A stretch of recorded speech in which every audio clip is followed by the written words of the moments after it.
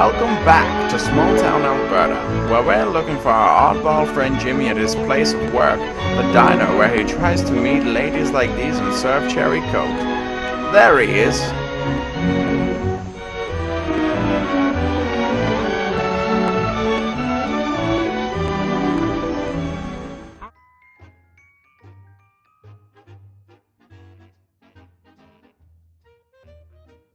Hey there, Jimmy, my boy. Interested in learning about stocks, bonds, GICs, and mutual funds while you enjoy that tasty burger? Mmm. Not you again! Come on, Jimmy, I thought we agreed that we got off on the wrong foot. If you just hear me out and learn something, I will teach you how to kiss a girl. Gee, that sounds swell! Alright, Jimmy. How about we start with some stocks? Yeah, let's start with stocks. When you buy a stock, you buy a small piece of ownership in a company. This lets you share in any profits it makes. Concentrate, Jimmy. This is important. There are two ways to make money from stocks. You sell when the price is higher than you paid.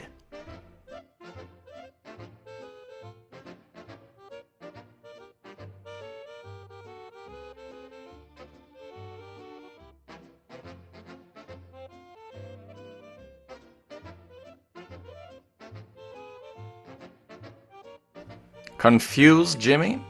Well, here's an example. If a company is expected to do well, more people may want to buy the stock than sell it.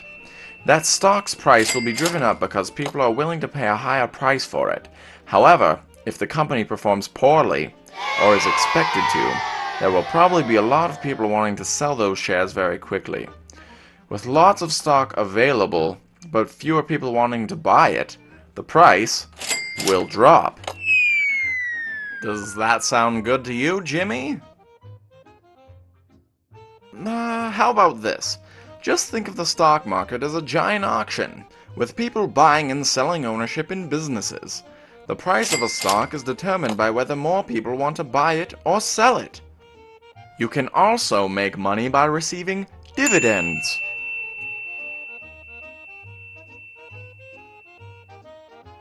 Let's say you bought 100 common shares of a company at the start of the year.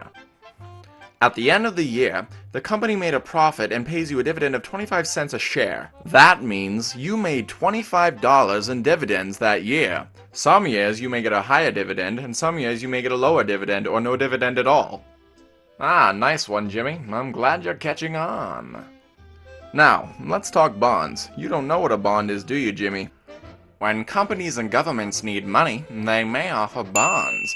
When you buy a bond, you lend your money to a company or a government for a set period of time, anywhere from a year or less to as long as 30 years. When that time comes to an end, it is called the bond's maturity date. On that date, the company or government that borrowed your money is supposed to pay it back in full. This amount is called the face value of the bond. Each year, you get a set rate of interest for lending your money. This is called the coupon rate of the bond.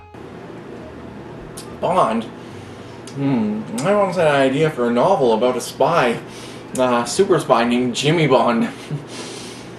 Is it kinda like that? Yeah, not even close, Jimmy. Also, there's a man from England who already started writing books like that which will spawn a film franchise. Both will be more popular than your book ever would be. I suggest you drop the idea. It's not a very good idea, and Jimmy is a bad character name. It's not original.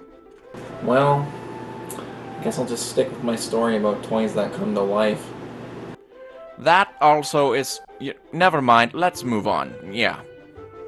Next up, GICs. Now pay attention, Jimmy.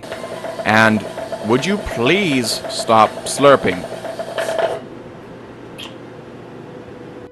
Guaranteed investment certificates are the same as a term deposit. These investments let you put your money away for a specified period of time, and the holder promises to repay that money with a set amount of interest. Usually, the longer it is locked in, the higher interest rate you will receive. Okay. That's all well and good, but what does a GIC stand for? I literally just explained that to you, Jimmy. Just Google it. We're on to our final lesson. Mutual funds. Oh, you gonna finish off that burger there, Jimmy? Uh-oh, looks like somebody bit off more than they could chew. Literally and metaphorically. Voiceover people can make jokes too. When you put your money in a mutual fund along with many other people, it creates a large pool of money that can be invested. A fund manager is put in charge of investing this pool of money based on the goals and guidelines for that fund. Those guidelines will tell the fund manager the sorts of investments that can be made with the pool of money. A mutual fund lets you invest in a broader group of stocks or other investments that you could likely buy on your own.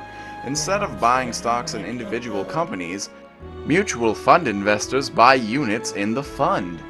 When the investments the mutual fund manager makes go up in value, the units in the fund become worth more, which means your investment is worth more. If those investments don't do so well, the unit price falls and the value of your investment also drops. You will lose money if you decide to sell your units when the price has dropped. In some cases, the money the fund makes will be distributed to its investors in the form of cash or additional units.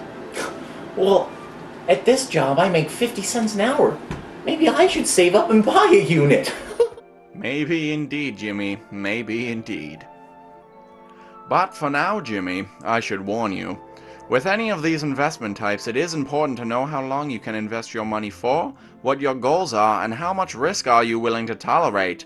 Risky investments can pay you bigger returns, but could also mean bigger losses.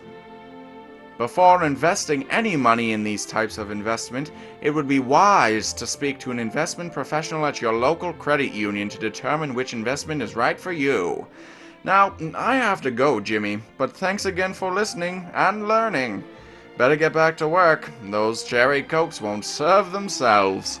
That's right, they won't serve themselves, because they're inanimate objects. And you know what else? You have to hold on there, Buster, because you still didn't teach me how to kiss Jimmy, a girl. I can't hear you. That's so weird. I'm going through a tunnel. That must be what it is. It's because I'm going through a tunnel. You're breaking up. You're breaking up. Sorry, Jimmy. I'm gone. Bye. Well, you know what? I don't care for you. Up your nose with a rubber hose.